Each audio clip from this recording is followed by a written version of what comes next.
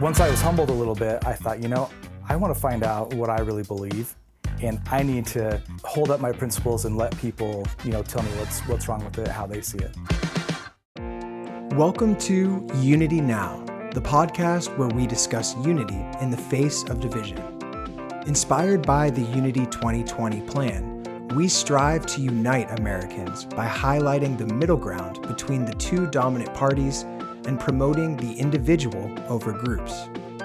Each episode, we will bring you exciting, well-informed guests and host nuanced conversations about politically charged subjects. Our goal is to bring an end to the ideological war threatening the collective well-being of this great country. Welcome back to UnityNow. Our guest for this episode was Jefferson Shupe. Jefferson is the author of the new young adult novel, The Bathwater Brigade. Focusing on a college student's journey through campus politics in the wake of a police shooting controversy, the book explores the challenges and rewards of finding unity and helping others find unity in a time of hostility and division. Jefferson also discusses his inspirations and motivations for writing the book, how the fictional Bathwater Brigade resembles real-world efforts, and lessons learned about what it takes to build common ground. Welcome to the UnityNow podcast. I'm your host, Kimberly Kolb Eakin, and my guest today is Jefferson Shupe. Hi, Jefferson. Hello. Thanks for having me. Absolutely. I read your book, The Bathwater Brigade, a few months ago, and it was very interesting. And I now understand that I would have not found this book anywhere else. It's one of a kind. Tell me more about that. Yeah, that's actually how it came to be. My kids, so I've got kids from 20 down to age 13. And a couple years ago, they were getting older. One of them was getting ready to graduate high school. And I thought, I'm not sure I've covered all my bases. I don't know if they know everything they need to know, especially with, principles and, that sort of thing. I just didn't know if they had, all they needed for the world.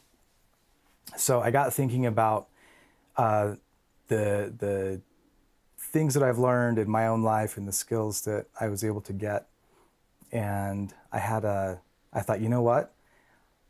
If this was in a book, I could get them to read one book, not a stack of them. So I wanted to cover a lot in one book. So I went searching for it, and I couldn't find it anywhere. And so I gave up for a while. And I said, well, that was a good thought, I guess. And then I realized, well, actually, I'm kind of a writer. Maybe I'll take a shot at writing it myself. Great. What is your background as a writer? Yeah, I've always enjoyed it. I'd say mostly hobbyist. I've written articles here and there. I've done some fiction. This book is the furthest I've gotten with putting an actual book out there. Mm-hmm. Great. Well, the opening scene to your book is very intense. It starts with a police shooting, and the police officer is a mother and white. And the person that is shot and killed is a teenager and black and unarmed. And so the town is quickly enwrapped with a divisive problem as the trial approaches. And then that town has a college inside of it. And the students are dividing. And that's where your protagonist, Jace, kind of walks into the scene. So what happens next to Jace? Yeah, he jumps right into the middle of it. So his best friend from childhood is, he's going into law enforcement, and his whole family has a history of law enforcement. And in this town, there's a group, they're called Zero Supremacy, and they're mostly young activists that get a little violent at times, protesting against the police. So Jace's friend, his name's Rob, he recruits Jace to help him antagonize those guys. They set up, operations or sometimes pranks to kind of thwart what they're doing. And so that's kind of the start of the book, is where they're doing some of those things. Right.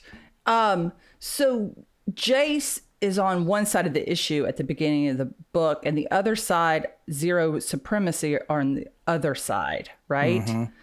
So why did you choose this incident on a college campus? Yeah.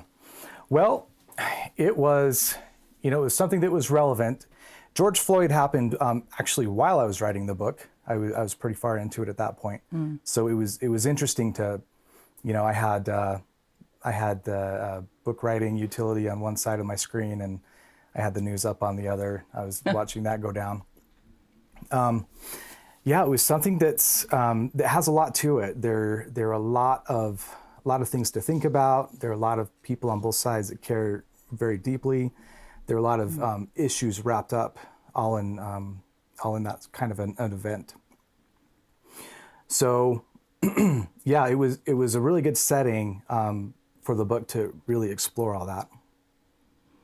Great. Jace is a very likable character, and he quickly finds out that there is a group on campus, and they are unlike any group of people he have ever met. And they are named the Bathwater Brigade.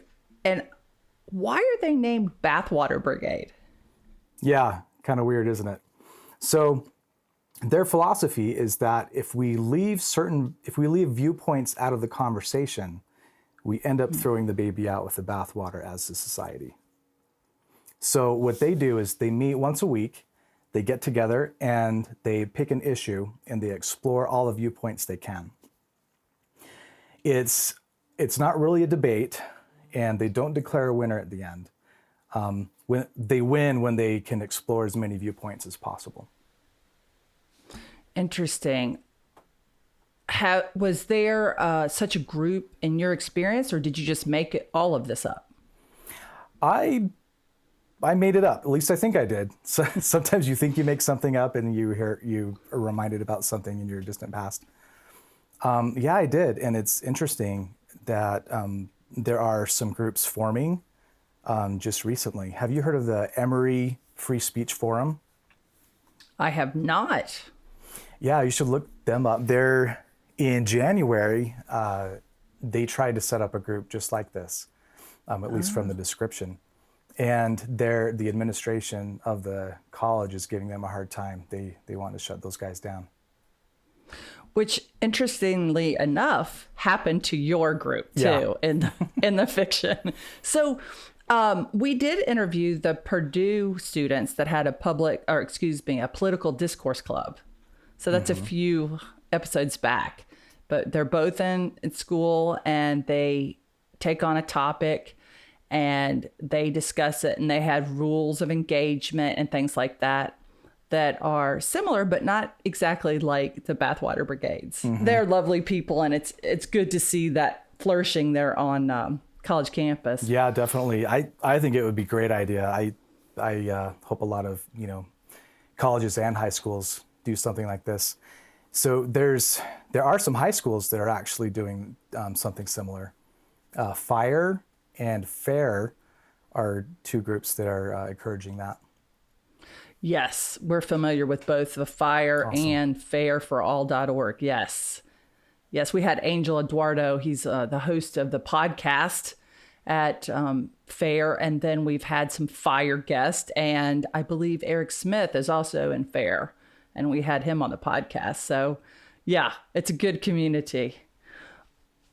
So why did you write Bathwater Brigade?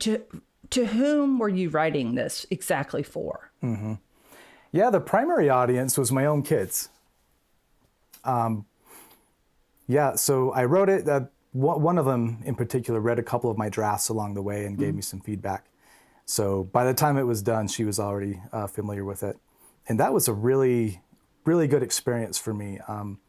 It allowed me to, anyone who reads the book, I think is going to, the story will take them through and let them experience, I guess, the feelings on different sides. One thing that it does is, I don't know if you found this, but it can be hard to convince people to unite with another side. Yes. Because how we're kind of programmed is we have our tribe and the other tribe's trying to ruin the country. And why would we want anything to do with them? If we're going to engage at all, it's going to be to fight or try to shut them down or at least make them look stupid, right? And so there, it's easy to say, why would I want to find common ground? And I went through that myself when I was younger, and this is something I had to learn. So that's one reason I wrote it, is because sometimes you need a story to kind of dive into, to be immersed in, and see not just how to find common ground, but why. So what were your daughter's takeaways from the experience of helping you write it and then reading it? Yeah, I'd say with all my kids, there's one that hasn't read it yet. He's not much of a reader. We'll get him to read it soon. Audio. Yeah, there you go. But yeah, they've read it, and I've been pleasantly surprised. When you set out to do something, it doesn't always work out as you expect. Mm-hmm. But I quizzed them on the concepts, and yeah, they seemed to get it. So I was pretty happy about that. So did your older daughter go to college, and what happened there? Any tools she needed? Nope, no? She probably will start next year. Okay, good. So yet to be tested on your own family, but I'm sure other people have tested it. I would suspect not only young adults are your target audience, but the parents of those young adults, which I have a 17-year-old about to graduate and go to college. So I appreciated your book a lot. It was good timing. Nice. Yes. Yeah, that was one thing that was surprising to me. I wrote it for high school age primarily, and I thought if it expands beyond that, that's a bonus. And that turned out to be the case. I've had kids as young as 12, I think even younger, have given me feedback, and they seem to get it as well, get what I was trying to put across. Mm-hmm. And adults as well. I think some read it to help with their own kids, know how to teach them or read it with their kids. And there's been others that have said that it's changed the way they think, and they've appreciated it in helping them engage with other adults. Excellent. So let's talk about the dojo that Jace enters. Yeah. So we talked about one part of the Bathwater Brigade Club, which is where they discuss a topic. And there's another section of the club at the end. It's called the dojo, and that's where they train each other on how to find nuance and common ground and think critically. And so there's 4 lessons. The first is to surprise. So the goal here is to take someone that's on the other side of an issue or completely on the other side politically, and that person has their jersey on, red or blue. They've got their face painted like they're going to a football game. They've got the foam finger going. And what you're trying to do is break them out of that, so where you can have a conversation. And there's some tricks that they learn to accomplish that. The other person might think you're not coming with goodwill. They're there to fight. And for instance, admitting you don't know something can take somebody off guard a little bit and help kind of break them out of it. If they're not taking the bait, or if they think they know things that'll set you off or that will win arguments, and if you're playing a different game, it doesn't affect you, and you keep going down this other road, eventually, it doesn't always happen, of course, but they might come around and you can go to the next step and have a meaningful engagement with them. So do you mean for that tool to be a reactive tool or a proactive tool? Yeah, good question. I used it as a proactive one. How I developed this is at a stage in my life, one after I had, I guess, been kind of proven wrong in a lot of the ways I was thinking, and I had been that person that was, coming to fight and trying to win, and more into politics than principles and ideas. And once I was humbled a little bit, I thought, I want to find out what I really believe, and I need to kind of hold up my principles and let people, let them, tell me what's wrong with it, how they see it. So I would seek out people. A lot of this was online. I would go online and find someone that said something that, I disagreed with. I thought I had, I wanted to basically propose my alternative view to them. Right. And so I would, and yeah, a lot of times I'd get insults back. They would say, well, your guy does this too, assuming that I was, supporting some other, the other president or whatever. And yeah, over time, my goal was to get them in a place to give me some honest feedback. And where I, who knows, maybe both of us would change our minds a little bit, or maybe nobody. That didn't matter quite as much to me. I just wanted to talk. And yeah, over time, I kind of figured it out and was able to have some success now and then. Thank you for tuning into the UnityNow podcast. We are a 100% volunteer organization dedicated to highlighting the sane middle ground between the two dominant parties and focusing on the individual over groups. If you've enjoyed this program, please consider supporting us through our Patreon. Links to our support page, as well as merchandise and full episodes, can be found at our website at UnityNowPodcast.com. Now, back to our show. So what was the moment that, or if you can recall it, or the series of moments where you were like, oh, I am really entrenched in my team right now? Yeah, there was one time where my family, we went on a vacation with extended family. And it was in my early 20s. My wife and I hadn't been married for too long. And we had some downtime. We were in this condo with extended family, and there was one member of the family was on, let's say, the other side. Yes. And by the way, I don't really like saying the other side because there's lots of sides to issues and thinking.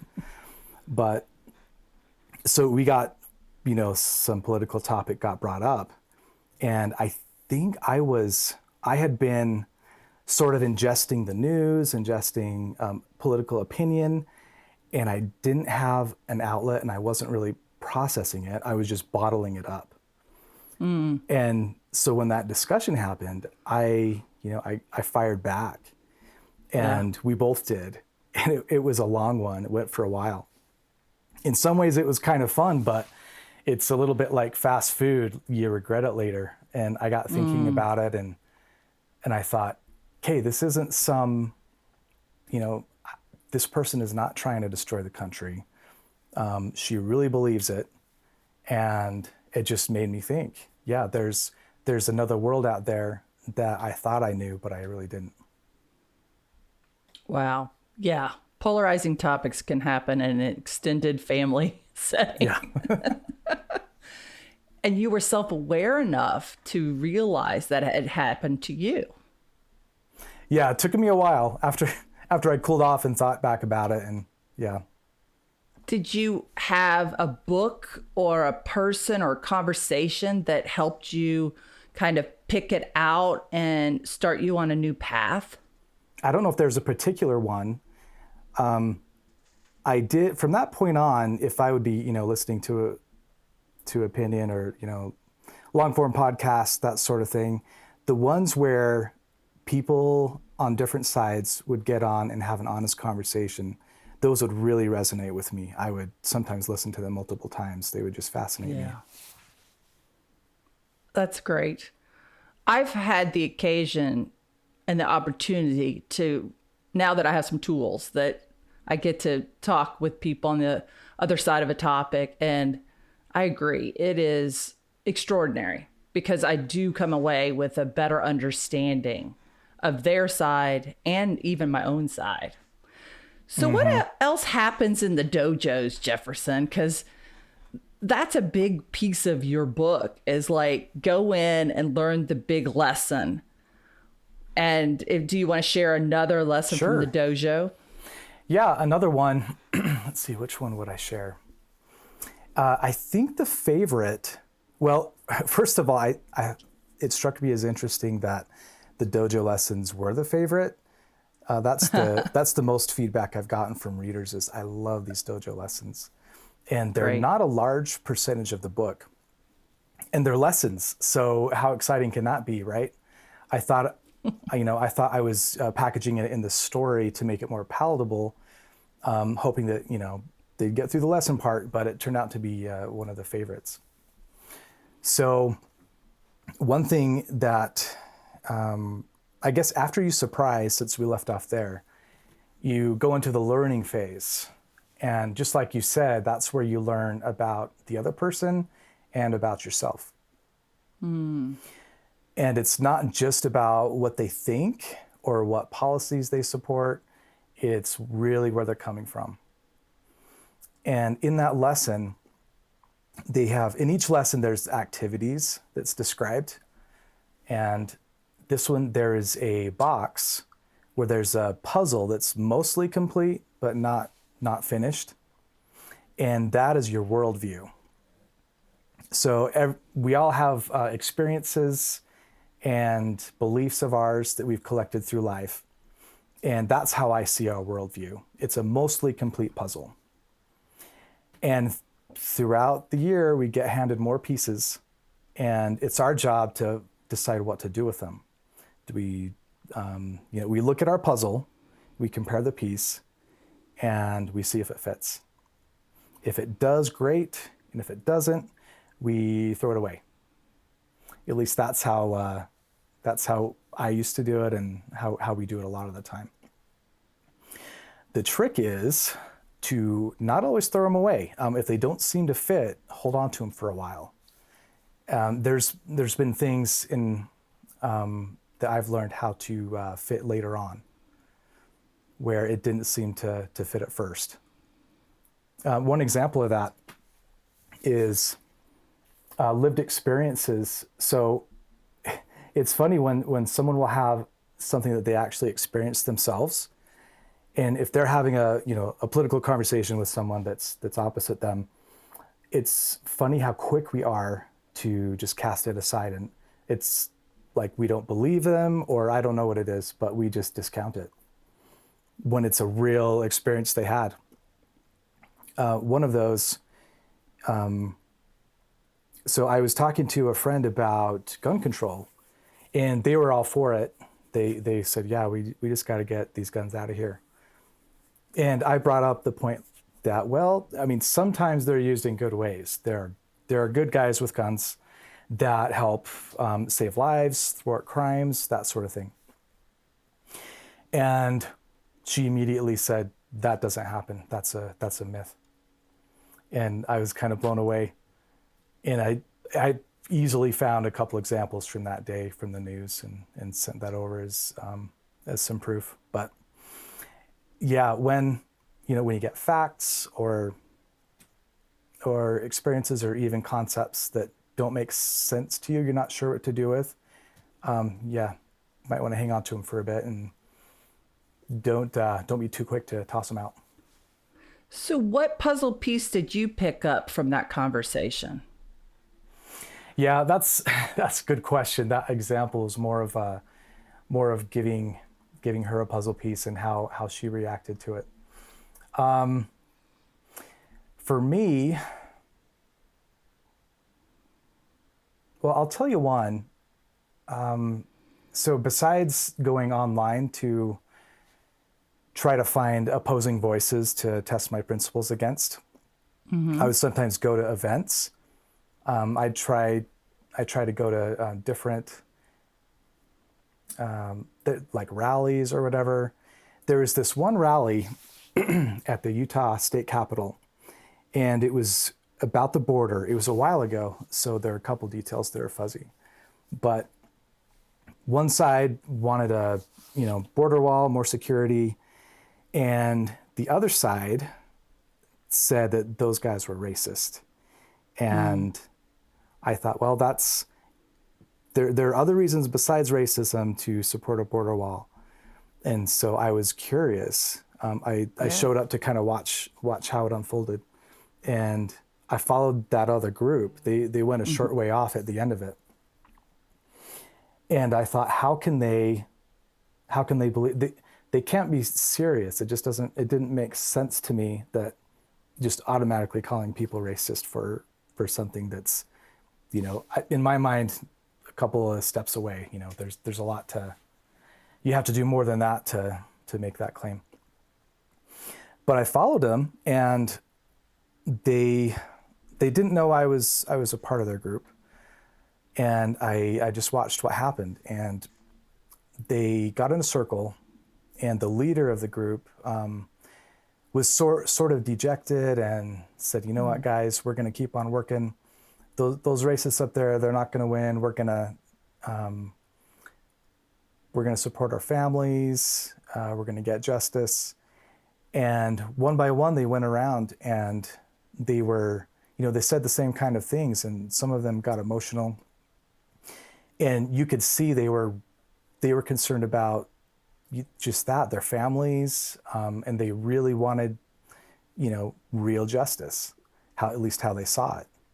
Sure. And getting that glimpse into how they thought, I may still have differed on the policy they were specifically going for, but I could kind of see how they got there.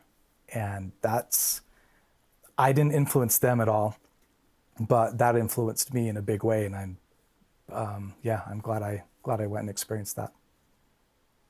Thank you for sharing that. That's an extraordinary story to follow a group that you might not necessarily agree with and be curious enough to stick around and find out what the little nugget is that you needed to learn. What life experiences led you to believe that this writing of a book, which is no easy task, was worth it? Yeah, I'd say one more experience. It was one of my first jobs. So I was in college at the time. And there was a department there. So I was one of the young kids that knew a lot about computers. And a department there was doing a large project a very slow way. And I had an idea for him, and I said, "Hey, guess what? You won't ever have to do this months-long project again if you just do this." And I thought they were going to say, "That's awesome, thanks," and maybe get me a gift or something, because that saved them so much time. And it went the opposite. Oh. They weren't happy with me at all, and they started kind of attacking me, and I didn't know what was going on. And I felt, at that moment, I felt what it's like to have someone assume bad intentions on you. And that didn't feel good. And I felt what it did to me, which was it raised my hackles. I started responding in kind. And it didn't go well. Other people in the company were, getting aware of what was going on. We were going back and forth. I felt unfairly attacked and was trying to explain myself and all of that. And at one point in time, the head of that department, who was doing the attacking, he stopped and said, he sent me a message and said, "You know what? Can I take you to lunch?" And at that point, I felt what being more generous than the person deserves, what that can do also to the situation. And it instantly dissipated the bad feelings. And what's interesting is the lunch never happened, and we didn't actually get to the bottom of their process that started the whole thing. But yeah, it really affected how I treat people, being on both sides of that through different experiences, helped me know how to treat others and what kinds of things it would do and what kind of results I could expect. So it was the gesture of taking you to lunch that did it. Is that right? Mm-hmm. Yeah, and it's not that we have to take everyone to lunch when we talk politics, although it's not a bad idea. Right. But like validating them can be huge. That's one thing I do, and our family, we try to practice that sometimes. If there's something that we don't like, or something that we think is wrong, we try to pick out the pieces of it that we do like. And you can get so much further with someone instead of saying you're wrong and here's why, by saying, first let me say all the points that I think you're right, and then here's some things to consider that may not be. So are you teaching your children how to steel man? Trying to, yep. That's awesome. Angel Eduardo also, when he came on, talked about star manning. Not only do we point out the strength in the other's arguments, but we make it so that we even give them better arguments against us and star man it for them. Yeah. In an act of complete generosity and trust building. Yeah, I completely believe in that. He's amazing. He's miles ahead of where I was at his age. Yes. Yeah, just I guess the curiosity. That's how it's described a lot, isn't it? Just letting go of that fear of your position being your identity, and letting go of the fear of not knowing everything about a topic, but just asking questions and learning, and not being afraid of being wrong. It's a really freeing way to engage if you can kind of get yourself into that mindset. So on UnityNow, we're always talking about the individual over the group, and you're just describing one way to do that. Yeah. So I appreciate that. Besides parents, are teachers looking at your book? And if so, what's their reaction? Yeah, there have been a number of teachers. I've had some smaller like homeschool groups. Yeah. They've used it in their classes. They said that went pretty well. I've been able to visit a couple, and the kids thought it was awesome to talk to the author, and Yes. it was really fun for me to see what their favorite parts were, their favorite characters, what they latched onto. That is one of the most common bits of feedback I get, is that this belongs in schools. So I'm starting to look into what that would be. At the moment, it's sort of self-published, and I've heard that it needs to be more traditionally published to get into school libraries and maybe even be used by schools. So that's one of the things coming up. Right. Well, self-publishing is hard as well. And sometimes we can't find a publisher that's brave enough and bold enough to take on these ideas. Mm-hmm.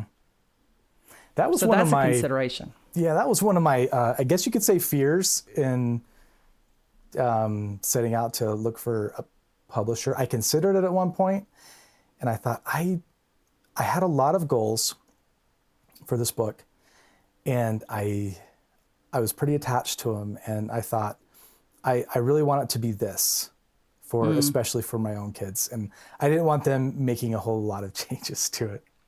Right.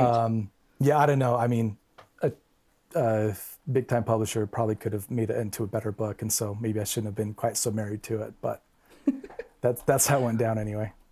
Well, what did you learn as you wrote this book? That's a good place to ask that question, because you had some goals, and did you meet those goals, and would you have the same goals again? Yeah.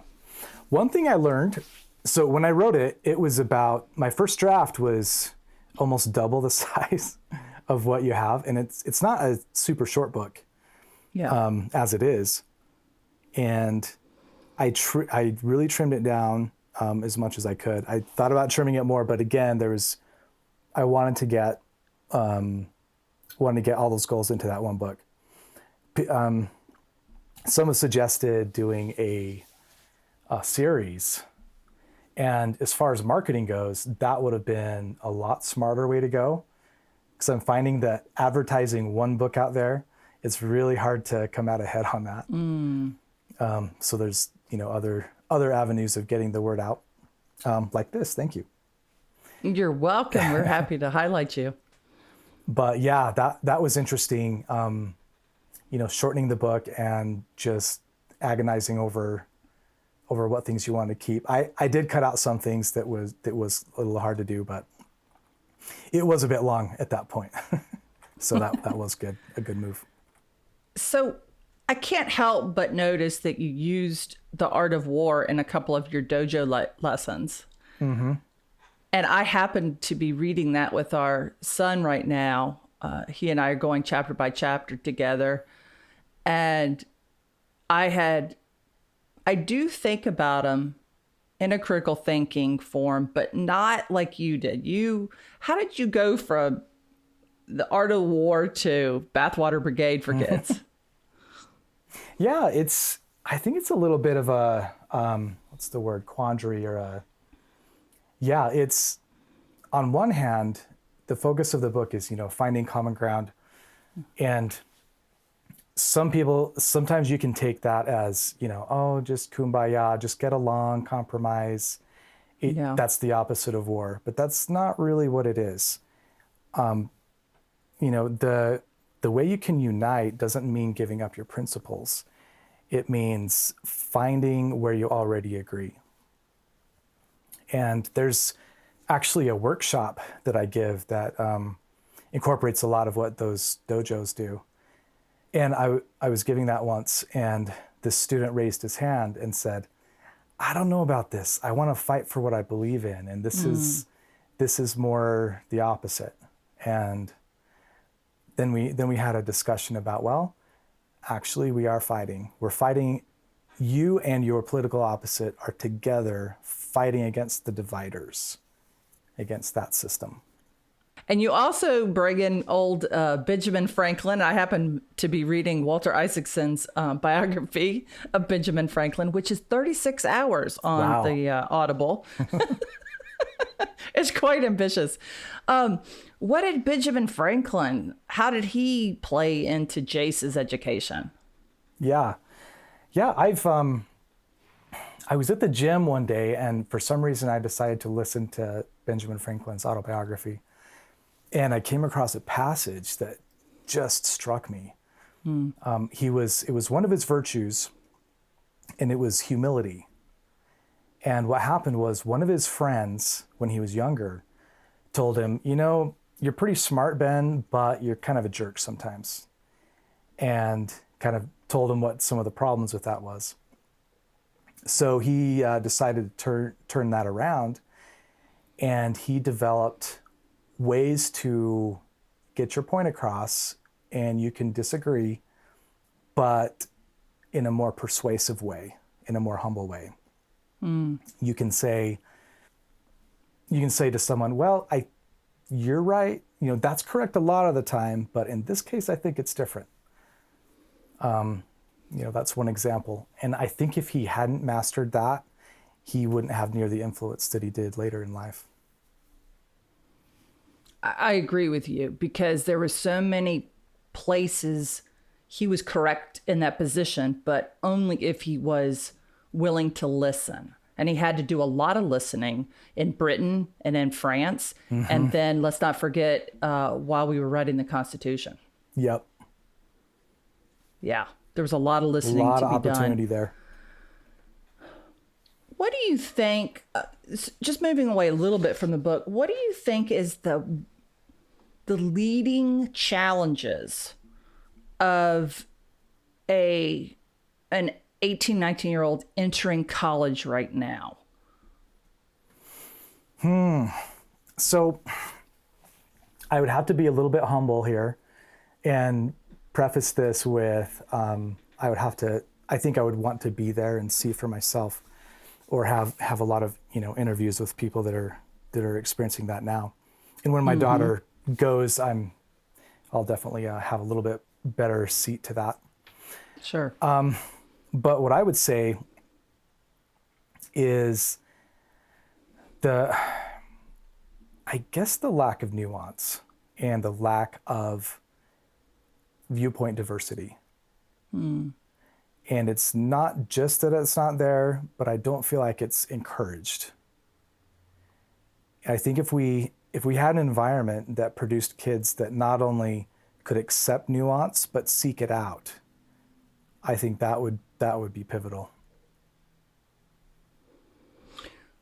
If you were advising me, go ahead, advise me. What questions should I be asking of the gaining university in which my child is interested? What should I be looking for? Where would I find that nuance? Yeah, great question.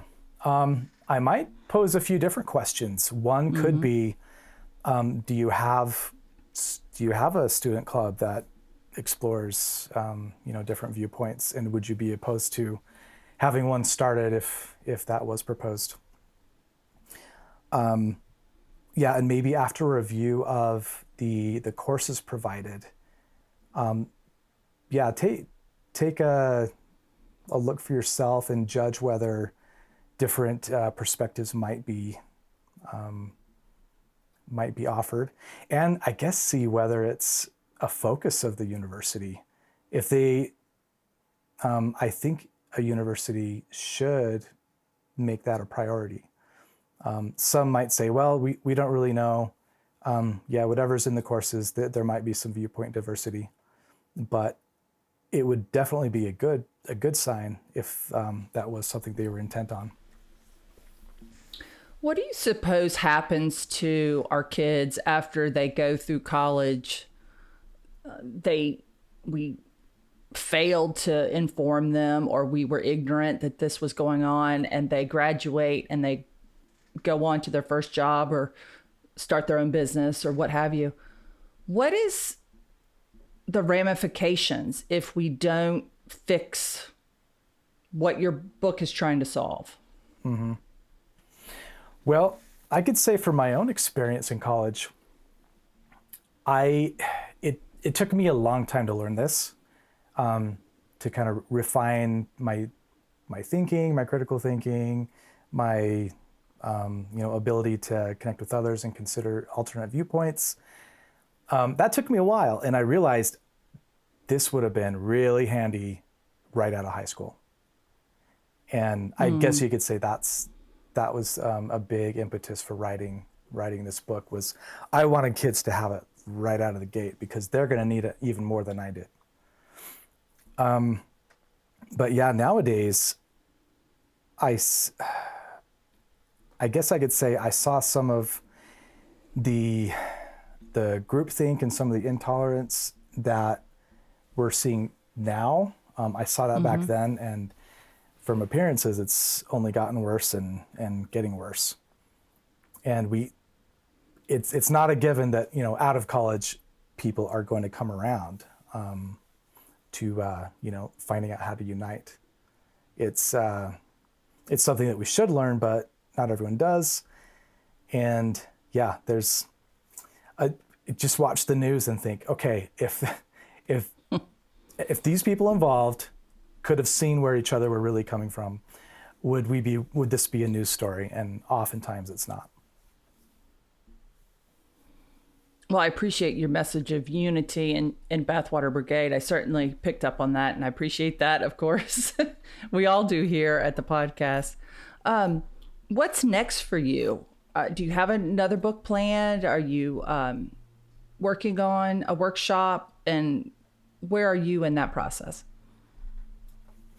Yeah, I am working on a workshop. There's a team that I'm working with. We're hoping to start giving that into, I've done some on my own in schools. We're trying to really make it better, make it really high quality, make sure there's the right amount of humor and the right heart into it. and just try to make it really powerful. And yeah, the plan is to take that on the road and see where it goes. As far as writing another book, well, let me take that back. I do have some plans. I've been requested to take the lessons from the novel and put it into like a small handbook that one can reference. Especially adults have said, I wish I could just, after reading the book, I could, quickly review and freshen up on the concepts and the skills. So yeah, I'll be coming out with that in, I don't know the timeline, at some point. You're a busy guy. How can people find out more about you, Jefferson, and where to find you? Yeah. Bathwaterbrigade.com is the website. And I'm on Twitter, kind of new on Twitter, just getting into it. I guess I'm maybe over that line of being a little older, on the older side of adoption of technology, but it's Jefferson Shupe, Shupe. Okay. And we'll put that in the show notes. Is there anything else you would like our audience to hear about or know about your book, your work, your background, or anything we didn't cover? Great question. I would say just go, if anything in this has resonated with you, whether you use the Bathwater Brigade as a tool to further, your own learning or your kids' learning, keep it up. Look for opportunities to find common ground wherever you are. That's great. I really appreciate your time today, Jefferson. This has been extremely informative. I really appreciated your book, Bathwater Brigade by Jefferson Shupe. Until next time, thanks for tuning in to UnityNow podcast. Thank you for watching the UnityNow podcast. We'll be back with another conversation that highlights the political middle ground to unite Americans and end the ideological war. In the meantime, we'd love to hear from you. Please comment below and hit that subscribe button.